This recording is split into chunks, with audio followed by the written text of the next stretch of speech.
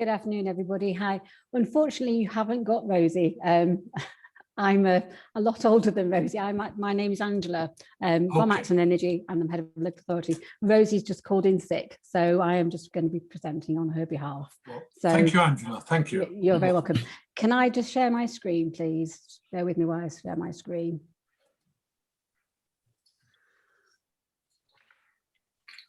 Sorry, did you say your name was it Angela? Yeah, it's Angela Easton. I'm the head of local authority at Acton Energy. Okay, thank you. Well, welcome. Thank you. Yeah, it's a pleasure to be here, and thank you for inviting us. It's a great opportunity for us.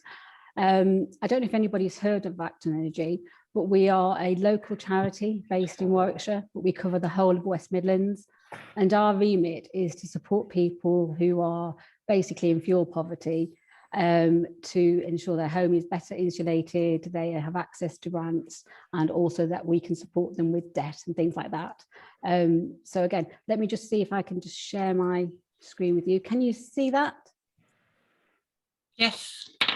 Brilliant. Yes, that's fine. Okay, fantastic. Okay, so again, I do apologise, it isn't Rosie. So, and say if you've got any questions, you can ask at the end. But one of the things that we would love from this presentation and meeting with you is that one of the things that we are combating all the time is, as you're probably aware, in the energy field and energy, particularly insulation, there are a lot of people out there who are, their sole purpose is to scam vulnerable people. I don't know if you come across this in your counsellor work or you hear about it. But one of the things that would be really good for us is if we could have your names, emails. So when we've got certain schemes in areas, we can share those with you. And that way you will know that if residents come to you, you can say, yes, they are, that's kosher, as it were, and that's going to be fine. So say, what is fuel poverty? I know you're from across the West Midlands, so certain people within your parishes will not be in fuel poverty, but a large proportion are. There's just under 15% of people in this country who are in fuel poverty, and there are lots of tools that you can look up online to see where people are in fuel poverty. So in your particular areas, I can send you a link so you can see exactly the amount of people who are in fuel poverty in your area, should you wish to do so. But obviously over the last year, people who have never been in fuel poverty are now in it. They are making the stark decision about whether they are going to heat or whether they're going to eat. Take, for example, a person I was speaking to only a few weeks ago. He used to be a hotel manager. She was an air stewardess, both with a mortgage, both with good jobs, both now without jobs, and now they are in fuel poverty. So people who have never been in fuel poverty before are now finding themselves so.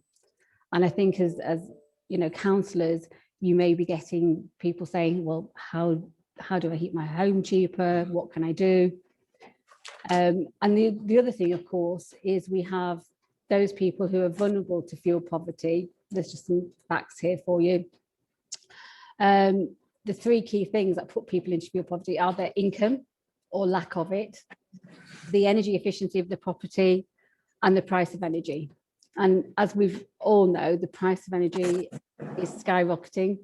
We've got the price caps that will support people up until spring, but come spring, when they review the price cap, there will be another further increase. So again, that's going to be a real issue as well. So it's not looking too good out there, the picture at the moment, for people who are struggling with paying their bills. We've got the health impacts of fuel poverty. And these are just some of the things that people can be affected by with their health. The children, obviously, they're vulnerable. Mental health is negatively affected.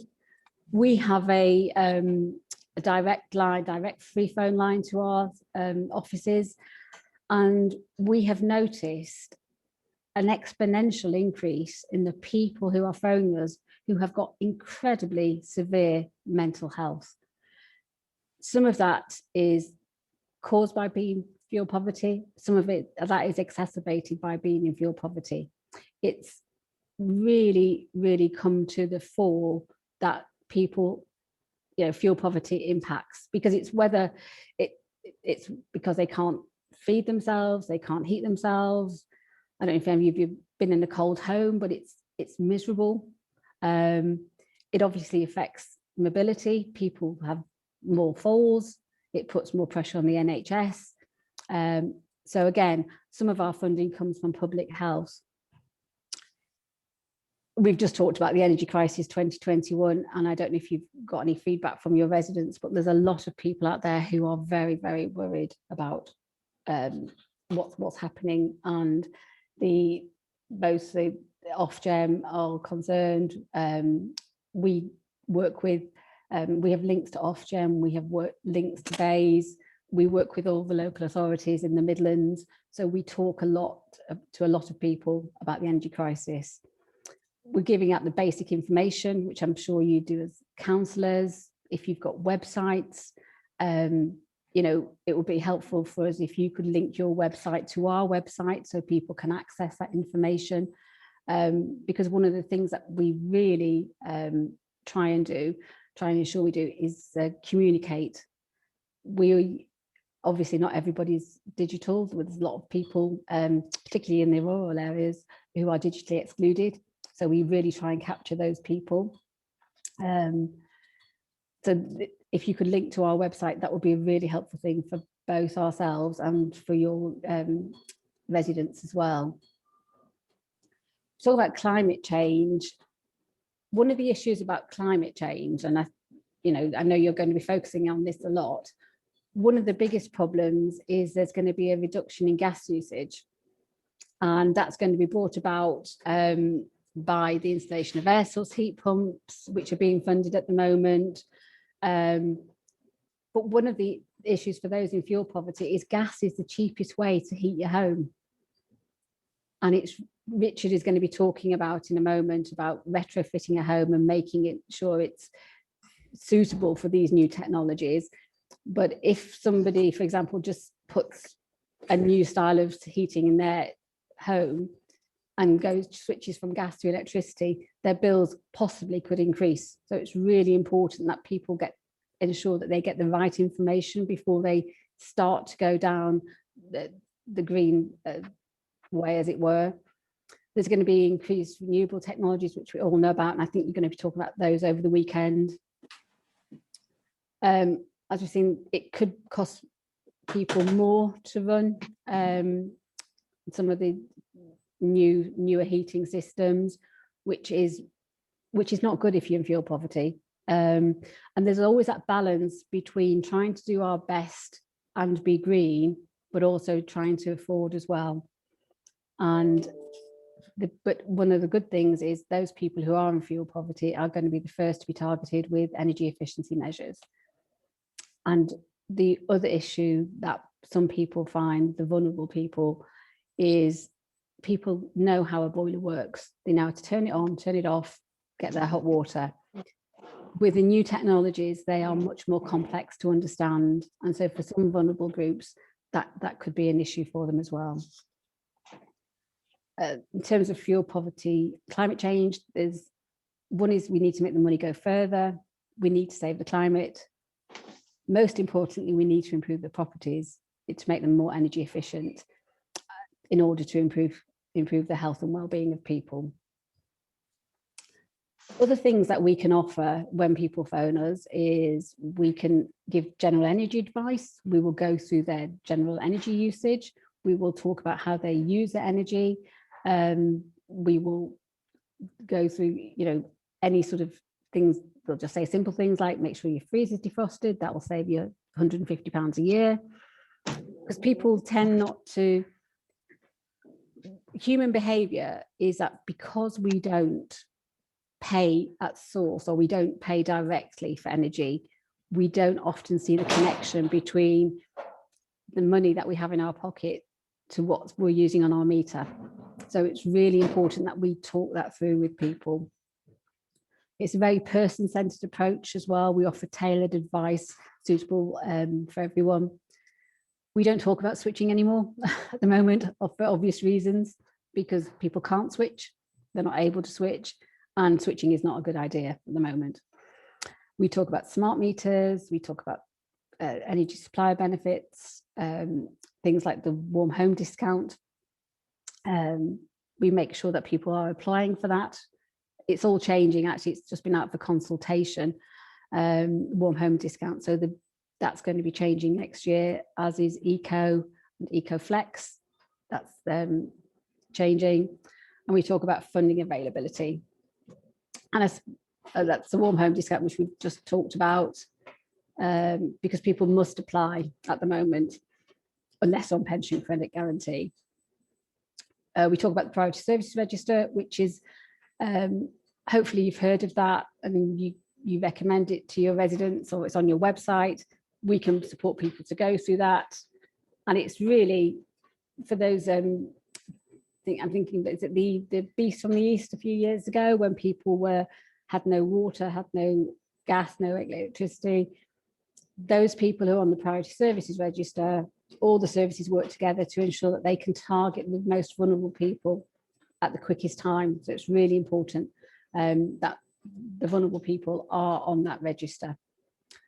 And again, that's the services that they can access.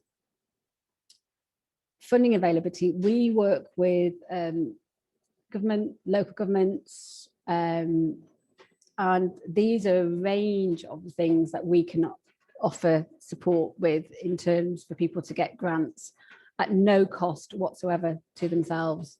So there's a huge range of things there that we can support with, depending on the area that people are in. Depends on what people can access. Some of it's complex, but we sort out the complexity of it in order that people can access it. So again, we can help people with all of these sorts of things to get access to grants for these. So for your residents, if your residents are concerned about their heating, please sort of suggest that they come and talk to us, and we can help them. We can't guarantee all of these in all areas, because it depends on local funding and eligibility criteria, but it's really important that that it is out there. And that's how you do it. They can just call us on the free phone number. They can contact us by email. Professionals, we would class you as professionals, so you could contact us. Happy to do that through GDPR. So that's how you that's a very quick tour of the sort of things that we can do. Hopefully that was helpful. I don't know if you want to ask questions at the moment before we go on to Richard, because Richard's going to be talking more about retrofit.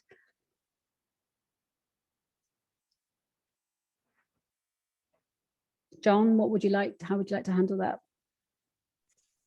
Somebody in the chat had a question about smart meters. Oh, Shall I, do you want me to answer that? Yeah, I'm just looking at the chat, sorry. Can you hear me? Yeah, I can. Yes. Yeah. It says I've heard so many. So the question is, I've heard so many things about smart meters that I'm really put off them and need to be really convinced. Not so much that they work, but they give true information.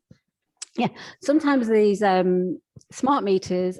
Well, you can answer this one, can't you, Richard? You are the. Sure. Yeah. I mean, I can do. Yeah. The thing about smart meters is that they have an awful lot of bad press. Especially certain sectors of the media have run a sort of almost like a hate campaign against smart meters over the last few years. So there have been some problems, but the vast majority of people who have a smart meter have no problems with them at all, and they work absolutely fine. There's no change or sinister intent behind them. All they do is read your meter and send that reading across a secure network to your to a data hub, which then passes that information on to whichever supplier you happen to be with.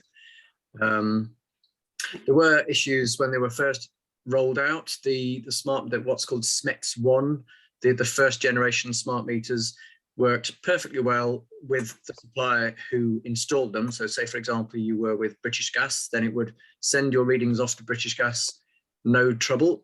The trouble is people we're encouraged to switch our energy supplier to keep on top of the cheapest deals available. So when you've moved away from British Gas, it lost its smart functionality. It would still work, you would still get your gas and electricity, but then you couldn't use it as a smart meter. You would have to start sending readings to your supplier again.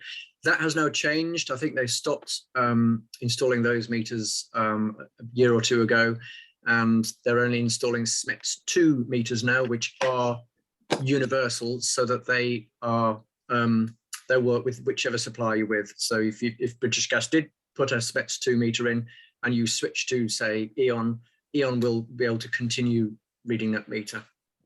That's the main problem I think that a lot of people have had, certainly that we've come across. Yeah, I think it's all, thanks, Richard. I think it's also worth saying, Jane, a lot of the people that we speak to think that the smart meter is a thing that they have in the kitchen, the dial, which is actually just a record for the consumer. That's got nothing to do with the smart meter. It's just a record. It sort of reflects what the smart meter is telling you, but people think that's their smart meter, not the thing that's on the wall. So we get a lot of confusion about that. So, question from John: who compiles the priority services register and how do people get on it? There are two types of priority services register. One which is directly with your energy company. So for example, it could be British Gas, and with that, you will go on their priority services register. You have to apply directly, and they can do things like large read bills, text phone, etc. They will let you know if the electricity is going off, or gas if you get it from them. But the bigger priority services, which is the WPD priority services register, is that links in with all the suppliers, so gas, electricity and water, and it also links in with the Red Cross as well. So for disaster planning, or people who are in need, all those services work together and they can prioritise those people who most need it at that time. Let's have a look from Louise. Can we as a council ask for an energy insulation audit on homes? We don't have, unfortunately, that would be amazing, Louise. Unfortunately, we don't have capacity to audit homes at the moment. If people can have their EPCs done, the energy performance certificate, which gives you a good understanding of what needs to be done to that property to make it more energy efficient, and Rich is going to be talking about that more in a moment. People can phone up and ask for support with understanding their EPC and what they can do, because people again tend to have a lack of understanding about how EPCs work, etc. But unfortunately at the moment we just do not have capacity to insulate and to offer an audit on every home. So I'm sorry about that. Sorry, Angela, I think, can we move on to Richard's presentation? Yeah, sure. And then pick up any questions afterwards. I don't want to run out of time for Richard. Yeah, okay then, brilliant. Thank you. Thank you. Okay, if I can just, if you stop sharing your screen, Angela, I'll try and share a wee presentation.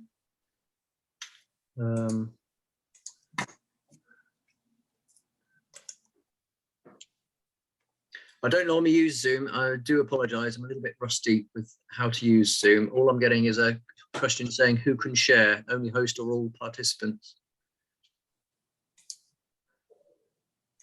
At the bottom of your screen, you click, have you found it? Yes, sorry, I've got it, thanks, yeah.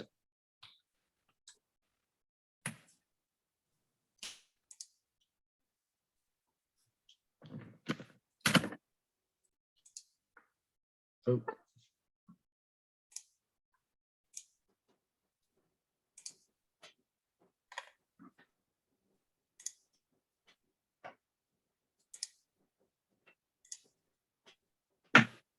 That's right. it, Richard. We can see that perfectly. Yeah.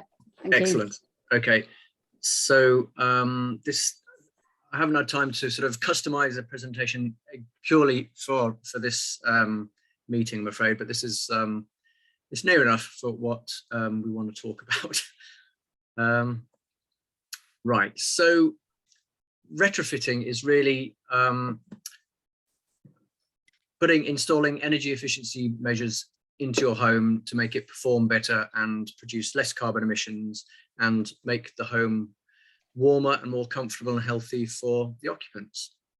That's a very succinct way to put it. The reason why we're doing this is because there was a review several years ago called the Each Home Counts Review in 2016, which took a sort of a view of the existing state of affairs in as far as installing energy efficiency measures goes in this country, and found it to be sorely lacking, and even in some cases some very shoddy workmanship and sort of cowboy operators who were not installing properly, and thought we need to do this in a more thought about way. Now the target is obviously the whole thing, as Angela said, that overshadows this project is the 2050 target of reducing our carbon emissions to net zero by 2050 in this country. No mean task by any means. And the housing sector in this country is responsible for about 23% of those carbon emissions. So that's domestic housing where we all live, which is nearly a quarter of emissions. So this is a big deal. You know, the other sectors are, you know, transport, industry, agriculture and things like that. But our homes, as we've been hearing a lot about in the news recently, are responsible for an awful lot of those carbon emissions. So here we are at the moment, 2021. According to this graph, we're about 150 million tons of carbon emissions from our houses per year. Our target is down here on the right, down to about 70 million tons carbon emissions. You might say, well, why isn't that zero? Well, that the remaining percentage is assumed to come from decarbonising the electricity grid, so that, you know, with the more and more renewable energy sources in our energy grid, the electricity we use for our heating and for our homes is coming from a renewable source. So that sort of fulfills that last hurdle, if you like. So if we do nothing, our carbon emissions climb up to here, as you can see. So how are we going to address this huge gap? Well, ECO, as Angela briefly mentioned, the sort of funding schemes that have been in existence already for mainly things like loft insulation, cavity wall insulation, that sort of thing, draft proofing. That will, if you know, that continues, that will account for a small drop in emissions from the housing sector. Down here, the little green band, if all new buildings were built to a zero carbon specification, they're not at the moment because developers, as we know, tend to do the bare minimum, and the restrictions, the regulations aren't, the building regulations aren't strict enough. But, you know, even if all new build properties were built to a zero carbon specification, they would still only account for a small reduction in emissions. So what's this big area in the middle? Well, this is where retrofit comes in. We've got a huge housing stock in this country, a huge old housing stock, far more than any other European country. And it's these old buildings that are the problem, really. And this is where we need to concentrate our efforts.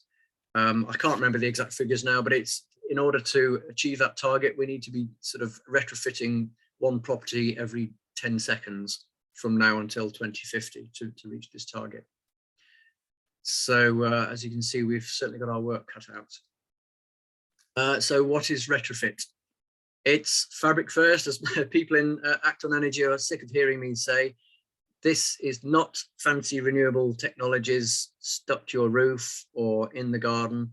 Well, it is, but they are not the first priority. The first priority is the fabric of your building, making your house warmer and better insulated so that whatever heating system you've got performs far more efficiently and you hold on to that precious heat for longer. And obviously, you know, for the benefit of keeping us all healthy and warm and happy in our homes. It's doing measures in the correct order, like I say. So you deal with the fabric first, and then you look at your more complicated and expensive measures like renewable heating or electricity sources. We have to think carefully about how measures interact. Another key part is the ventilation. When you wrap up a house with insulation, you are effectively cutting off your air supply, and we need fresh air in our houses. We produce moisture in everything that we do: breathing, cooking, bathing, drying laundry. Even pets in the home will contribute to the moisture in the air. And it's, you know, moisture in the air is no bad thing. We need a healthy home has an average of somewhere between 40 and 65% relative humidity in the atmosphere. But if that house is wrapped up with super new insulation and there is no ventilation provided, this moisture will accumulate. And as I'm sure you're aware, when you see on a cold day, moisture in the air condenses on any cold surface, usually a bedroom or bathroom window, or your cold walls, and this can start creating problems with damp and mold in the house. And that's not good for the inhabitants, it's not good for the property, and it looks awful as well. So ventilation is a key part of this puzzle, providing good ventilation to provide fresh, clean air and removing that stale, moist air as well. So this is the beginning of a very long presentation about all sorts of insulation and heating measures, which we don't have time to go into today, perhaps. But all I'd say is this retrofit business, if you like, has started up in the last couple of years. There is a new version of the building regulations called PAS 2035. This governs precisely what I'm talking about: how measures are put in, what order they're put in, and the effect that one has on another. But also, what I've been doing the last couple of days actually in some properties is retrofit assessments. Now this is like an EPC, an energy performance certificate on steroids. This is like a far more in-depth survey of your house, where we look at the existing energy efficiency measures, if there are any, look at the building fabric, take a really close survey, in-depth survey of the house, and using that survey as a basis for a plan for that property. And this culminates in what's called a medium-term plan. Now, obviously, these measures are quite expensive to do, quite disruptive, or they can be. So you're not going to be doing them all at the same time necessarily. So this plan sets out what the retrofit assessor and retrofit coordinator think needs doing for that property and what order it should be done in. And it lays these out in the plan. So you might want to do the first measure on the list, let's say A, but you can't afford B and C just yet, or you're planning to refurbish your kitchen in a couple of years' time. So maybe that's the opportunity to do steps B and C in the plan. This plan is lodged with a data warehouse and stays with that property. So even if you move on, sell the house, that plan will remain with that property. So the new occupants can pick up this plan and can see, right, well, I can see Mr. Millward did his cavity wall insulation, but he hasn't done any loft insulation, and he's still got single glazed windows in half of the house. And that is, you know, parts B and C and D of the plan. So we'll use that plan to then do the next correct things for that house. So whilst people have been gluing themselves to motorways, people like myself and a lot of other assessors up and down the country are busy trying to implement this stuff. There is a lot of funding at the moment. You may have heard of the Green Homes Grant, which came and went started in September 2019 and went through till March last year, March 2020. it didn't succeed very well, partly because of COVID, partly because of lack of installers.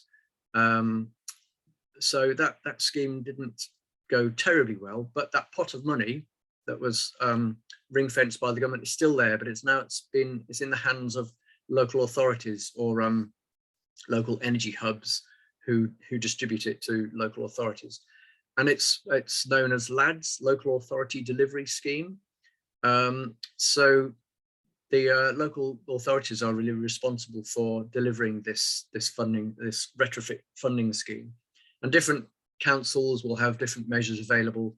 The guiding eligibility criteria for most of these schemes are for the occupiers to have an income of £30,000 or less, and to be in a relatively poorly performing property. So we're talking about an EPC rating of E, F or G in some cases, and D-rated properties are eligible as well.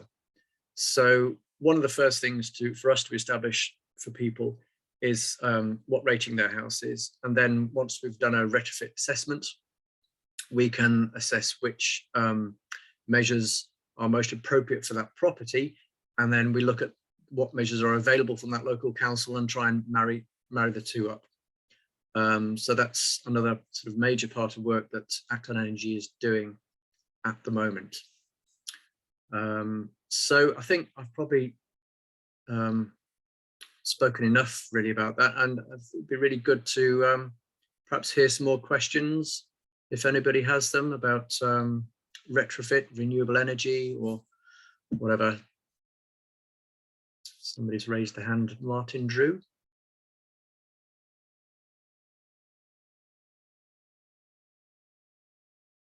You're on mute, Martin. Yeah, I know. I kept on pressing it, but it wouldn't unmute. Okay. Gosh, I mute myself. Yes, it's fascinating because you're the very person, because we live in it's an ex-council house. It's been extended. My big thing is finding an assessor like you, somebody that's impartial, not selling something, to do an assessment, to do it properly, because I'm sure, as with anything that's new, you get a lot of cowboys out there saying, I'm an energy assessor, energy efficiency assessor, and recommend this person, blah, blah, blah. And it's sort of little cartel, their mates. And it's having that knowledge and then do it, take the thing, and then, as you say, do it incrementally, probably if it's too expensive or disruptive. In fact, just an example, in Ireland, where if you build a new house now, it has been for the last couple of years, it has to be virtually zero. It has to be a passive house. My brother's got one. He's just bought one in Wicklow, and his daughter moved out for 6 months in her bungalow, and it's now, got the air pumps and everything, and it's up to the standard. It's a major operation and pretty expensive. They seem to be a lot more clued up than we are.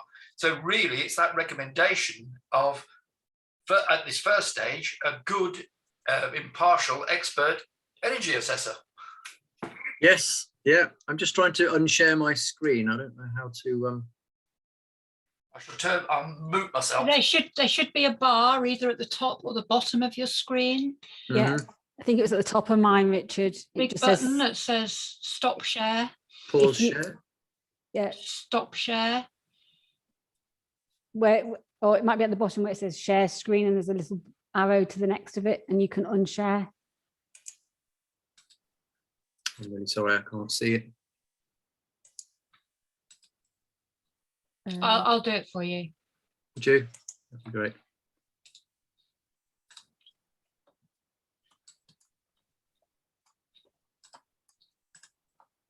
I just need to share mine and then stop mine. There we go.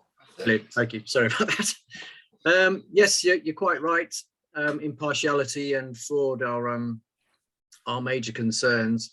The problem is this is so new. There are retrofit assessors and retrofit coordinators being trained as we speak, and there's only a few hundred up and down the country at the moment who are doing this service. And I think we're in a unique position where we are independent. We're an independent charity. We don't have anything to sell, and we're just trying to do the best for people who contact us. at the moment, there are quite a few retrofit assessors who are employed, they have been trained by their company, and that company is a installation company. So they will send that assessor off to a property purely to assess with the intention of having external wall insulation put in, or loft or cavity wall, or a new boiler, or whatever it is. So which is not necessarily a bad thing, because you are improving that property, but there, like you say, there may not be that broader view as to saying, well, actually, that there is other stuff going on in this property which needs addressing as well. So lots of people got their hands up. John Dinney.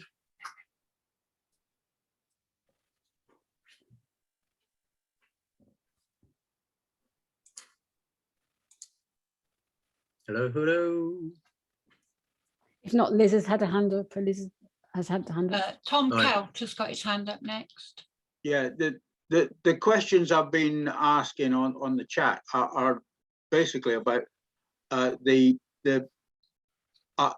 know of a small group of old people's bungalows where broadly, if you were to do an assessment on one of them, it would tell you about all the others, as it were. Is it possible to have that kind of improved economy of assessment, and then presumably also reaction? Well, not really, no, because every house is different. We get this question a lot, and you'll get two identical looking properties, even semi-detached properties, side by side, and they'll have different EPC ratings. One could have a 40-year-old boiler, no insulation, also single glazed windows. The other could have, a 2-year-old boiler and done all the other investment in stuff, and could have a totally different picture. The walls might be the same, I mean, generally we can look at a, say, 1930s semi, which I was doing this morning. I think, well, I know that's not going to be a C or a B, is it? But it, really, I've no idea until I step inside what I'm going to find, and it's always surprising. So you can sort of categorize properties with a ballpark figure, but it really doesn't help anybody to do that. You're far better off having an assessment done. Unfortunately, a lot of EPCs have in the past been done from the curbside. People haven't entered the property. They have done what you're saying, is they've just done a sort of paper assessment without stepping foot in the house, which is also very dangerous and illegal. Actually, they shouldn't be doing it like that. So, but they are getting better and more accurate, and the conventions which they're based on are constantly being updated and reviewed as well. Okay, that sort of answers my question. I think it seems to me very difficult because the people who can't afford to get assessments done and things like that are just going to get targeted by people who are trying to sell them things. Yeah, well, I mean, you only need an EPC when you buy or sell a house, right, or rent it out. And is there anything being done to push the housing associations into employing or having on their staffs assessors to bring their houses up to a decent standard? Yeah, there are housing associations are heavily involved in the LADS program that I mentioned. In nearly all the councils that we're working with to deliver the LADS program, there is an allocation of social housing properties in there. And there's also a thing called the Social Housing Developer Fund, which is another separate chunk of money from central government, where councils are working in partnership with housing providers like Orbit or Rooftop or Citizen Housing or whatever, to retrofit their properties. And that developer fund is more like a test bed for these programs. They've got a bit more money per property, so they can do quite an in-depth retrofit. They can do the insulation measures, and they're, in some cases they're putting in air source heat pumps as well. So yeah, thanks. I would just to say, John, is if you are aware of a particular group of social housing that you are worried about or concerned about, it's always worth letting the districts know, because when any of these schemes come up, and there's going to be a lot over the next few years, they may be able to include them. Recording in progress. But I'm going to hopefully talk through all.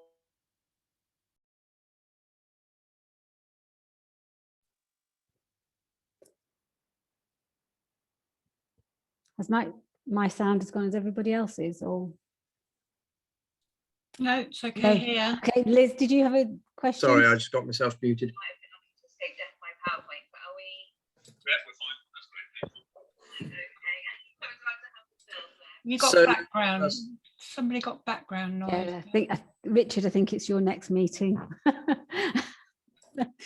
So, Liz, you're on mute.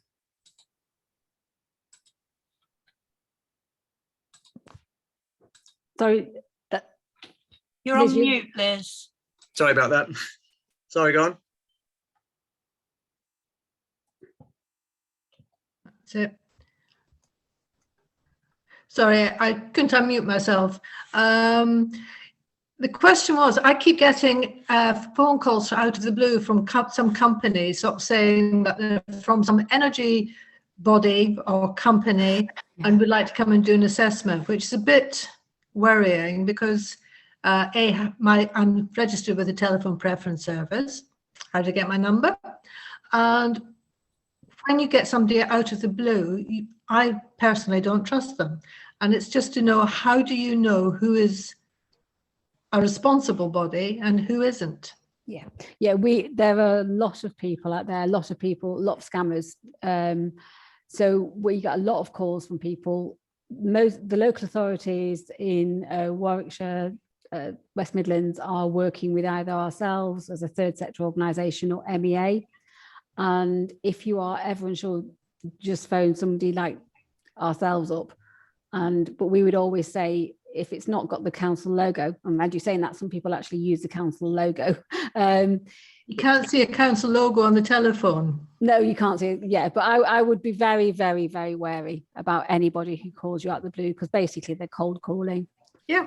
Yeah, and that's as much as advice. Just, yeah, if it sounds too good to be true, it's going to be too good to be true. Thanks. I'd also add that these are nearly always companies using eco funding. So they're taking a punt that you might be eligible, and they'll be promising free boilers and all sorts of stuff. Whereas actually, eco is a legitimate funding source, but they're quite often with the more expensive measures, like a new boiler, for example, it comes with a fairly hefty customer contribution, which is what they won't necessarily tell you up front. Okay, thanks. Tom's had his hand up for a long time. Tom. Okay, thank you. Our ward has got a substantial conservation area with a significant number of Victorian terraces in it. Are we able to do anything considering the conservation rules and the structure of the houses? Yes, you are restricted, obviously, for making alterations to the exterior of the property, and in quite often in a lot of cases you wouldn't want to spoil the the historic or heritage sort of significance of these properties. There are measures you can, some of the things you could do are secondary glazing from inside if you're not allowed to change the original single glazed windows, interior wall insulation in some cases, loft insulation, floor insulation, all these sorts of things. And even in some cases you can put solar PV on the roof if it's the rear of the property is south facing. Sometimes you're able to put PV on there. So there are a surprising number of things you can do, but you do have to get planning permission for a lot of this stuff, and keep Historic England happy.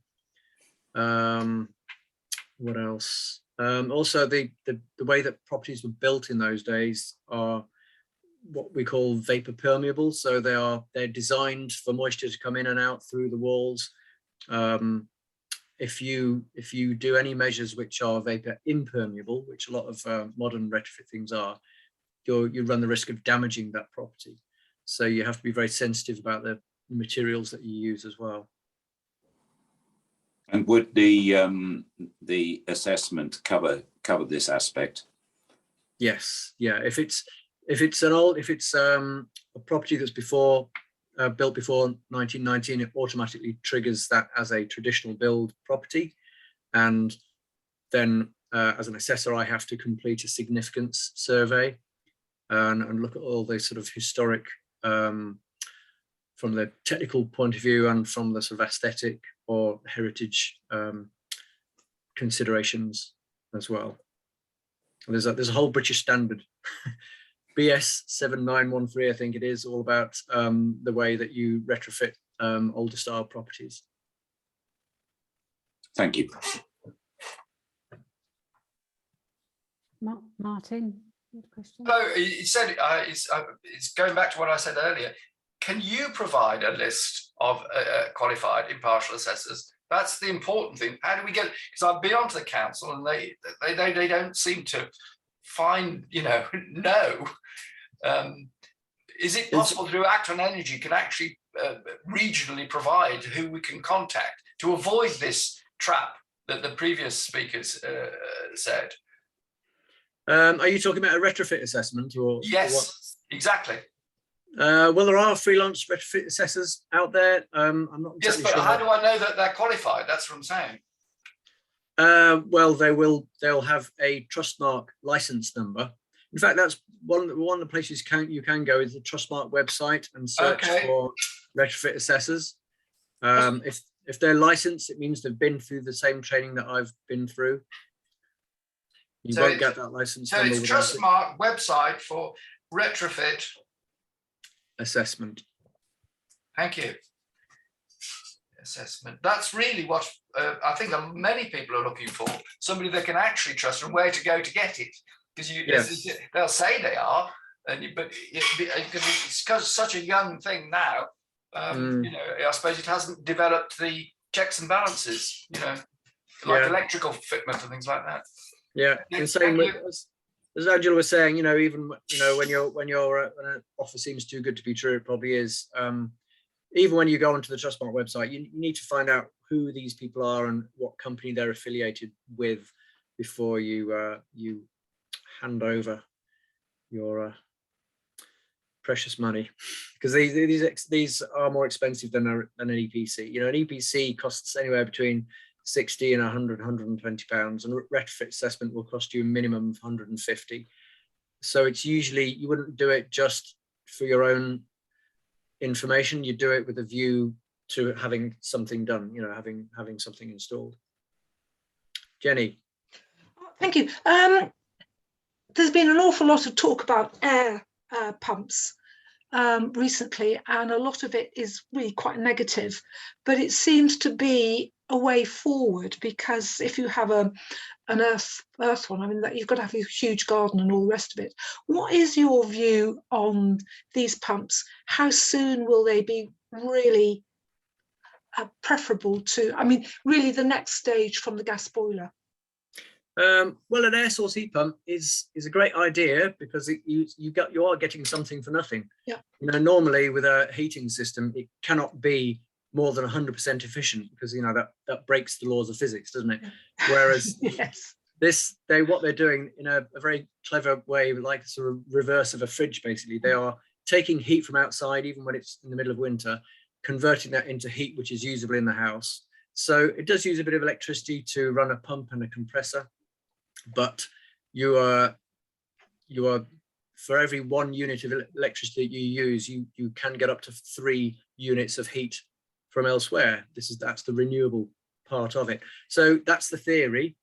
It all works on low temperature heat, often with larger radiators, or preferably underfloor heating, which is why it's such a great idea for new builds. It's more difficult to retrofit underfloor heating I'm talking about. But it only works if your house is really well insulated because of this low temperature thing. So it's more of a low, slow program. It's not like we're used to sticking on the gas boiler and it being nice and toasty in about half an hour's time. This is more of a sort of 24-hour sort of situation. The reason they are pushing this is because it's not gas, because it is it's the free stuff from outside, as I just said, plus electricity. Now, the electricity that we get at the moment is not necessarily 100% fossil fuel. Yes, I've got this little app on my phone. I don't know if you can, probably can't see that, can you? It says, it's telling me what the mix of our energy, the national grid is at the moment. And at the moment, gas is producing 38%, wind is producing 22%, nuclear 13%, and solar 7.4%.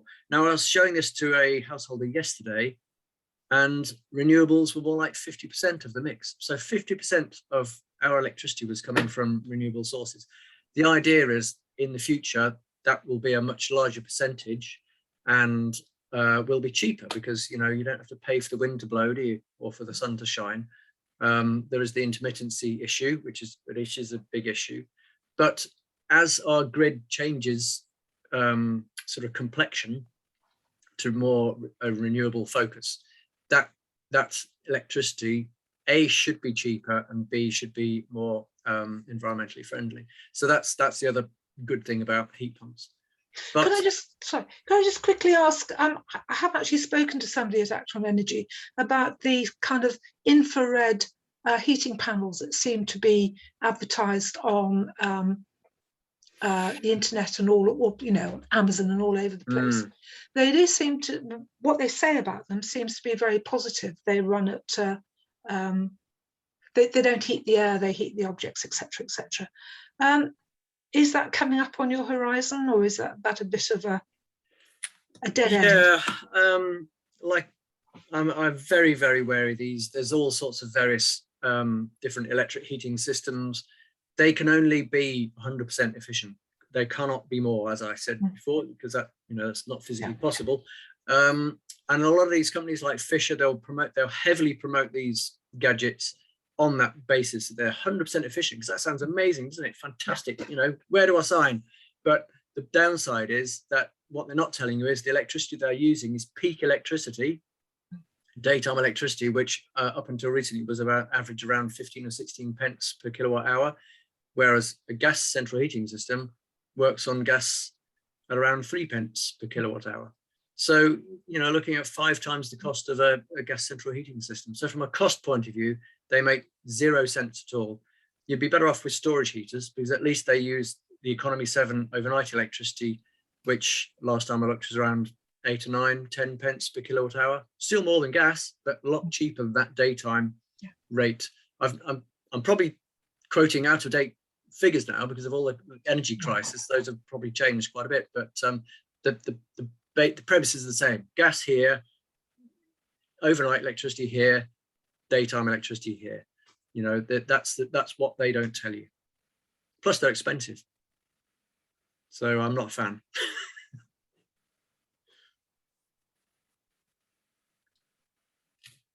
Anybody else? Josh Newbury?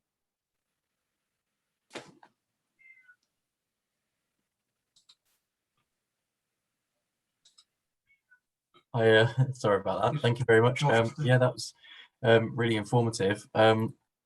One thing that does concern me a little is, especially when we're thinking about fuel poverty, when we're talking about decarbonisation, it seems like a lot of the media coverage at the moment is almost making out to people that heat pumps are the only alternative and we're all going to have to move to them in future.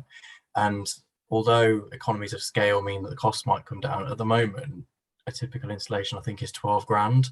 For a lot of houses it involves a lot of disruption, like you said, new radiators or underfloor heating, and then you've got the units themselves that are often quite large. You know, the internal unit can be the size of a big fridge freezer, which for a lot of people they just don't have that space in their house. But obviously there is an alternative, which is to feed hydrogen through our existing gas grid, and that being a decarbonised gas. And as you said, gas is substantially cheaper than electricity. Even if they fiddle with the sort of taxes that are on energy bills, it's still going to be cheaper. So it just worries me a little that the general impression that people are being given often is that they're going to have to buy these really expensive heat pumps, when actually for a lot of us it may be that we are on the gas grid still in 2050. It's just we've got decarbonised gas flowing through our system and appliances which are built to run on hydrogen but are quite similar to the ones that we use now. So from a fuel poverty perspective, what's really your take on the current debate and how that might come across to somebody in fuel poverty? Yeah, well, you're quite right in what you say. They are expensive to install. I don't think they're the answer. They are a answer to our problems. It's like electric vehicles, you know, they're not necessarily the answer. They are one answer on the way to decarbonising transport. At hydrogen, I don't know masses about hydrogen, but the logic is there that, like you said, we've got a fully functioning gas infrastructure in this country. All we need to do is stick different gas down the pipe. The problem with hydrogen is that it costs us a lot of energy to make the stuff in the first place. You either make it from natural gas, in which case you're still using a fossil fuel and you've got the carbon to deal with, or I believe you make it through electrolysis. I might be stepping into an area where I'm a bit out of my depth here, but there's two main ways of making hydrogen, and both of them aren't cheap. In theory, if we used renewable energy, of course, to make the hydrogen in the first place, then that sort of kills two birds with one stone, doesn't it? But and I know that there's a university, is it Kiel University is quite a remote campus, and they have experimented with using 20% hydrogen in their gas supply. And oh, good, Bob's there nodding his head. Yeah, actually, I got that one right. Yeah, there was I was at a meeting yesterday about hydrogen. They're doing some projects in Fife. They're doing a large scale pilot project to look at how it might be working. SGM were talking about that because there's lots of, I think Nick's just put up there about run through a boiler that's only 85% efficient. Most boilers these days are going to be hydrogen ready, but some of the actual pipes might not be ready either, because the hydrogen, different size molecules, so they might escape. It's a really complex issue. It's not just a question of just switching over, I think, and I think we don't know the answers. I'm not sure anybody has the answers as yet. Yeah, like, as I said, I think hydrogen is a answer, one of the answers. It's not necessarily, there's no easy solutions to our problems. I think the main thing you've got to think about is it's a climate emergency. You know, lots of councils have been declaring climate emergencies, but then don't really know what to do with that newfound status. And you know, I kind of applaud the government for trying to push heat pumps in one way, but as you said, sorry, Josh, they are expensive and they come with all sorts of issues. They can be noisy. They're not going to work unless you've also spent money on your insulation. So if I had the money, I would insulate my house to death, and then hopefully these things will become cheaper in when I've made some more money. And then the next thing that I would buy would probably be an air source heat pump, or if I had the space, a ground source, or using some kind of solar air and combined with a heat pump. I don't know. Shall we take the last question from Bob before we go to the break? Yeah. Richard, how does someone get trained as an assessor, and what does it cost? There are quite a few training providers out there now. I did it through Acton Energy with the Retrofit Academy, but there are other, a lot of the accreditation bodies like Elmhurst, Stroma, ECMK, they provide training as well. The Energy Trust, I think, is going to be doing one soon. You do need to preferably come from some kind of building surveying background. I don't. I come from an energy efficiency background, and I scraped through, but I think I can see now the guys who've come from the building trade are kind of ahead of me in the building physics part of their experience and knowledge. But as I said, it's like an EPC assessor on steroids. That's the best way to describe it. And what did it cost to put you through that? I can't remember. I think it was about 1,800, was it, Angela? It was, but it's worth looking at. It's a time as well, because is it 150 hours, Richard? Yeah, it took me about 3.5 months. It's a level 5 diploma. So it's equivalent to a foundation degree. Yeah. Is it And yeah, and it's worth shopping around at the moment, Bob, because the government are aware that there is a shortage of retrofit assessors and coordinators. So there may be some funding, so look out for that. Okay, thank you. Richard, Angela, could we bring this session to a close, but will you please accept our thanks for talking of this very important subject? I mean, it strikes me, listening to both on the fuel poverty, which Angela covered, and the steps we need to be taken with our buildings is extremely important. And as a nation, we're not very good at it. And I think we've got to get a lot better, a lot more quickly. And listening to the questions, one of the two difficulties there are is that we've got all these scam advisors ringing up everyone and putting people's backs up, frankly. And my own personal view is that I'm in the middle of a house move dealing with the energy providers. And I have to say, I am not impressed. All I want to do is to ensure my new house has a gas and electricity supply which is efficient. But they seem obsessed with explaining what their cost structure is and why their scheme is better than others. So I think they've got a lot to go. But thank you for introducing us to this world. It is extremely important. And as I said earlier, I think we've all got to get better at it. Now, ask colleagues to show our appreciation in the normal way if we can. Thank you. Thanks. Thanks, everybody. Thank you. Bye. Thanks. Before people disappear for their coffee break or tea break, we have an issue, or at least Ian Jelly, who's doing one of the workshops, has got a domestic issue and would need to close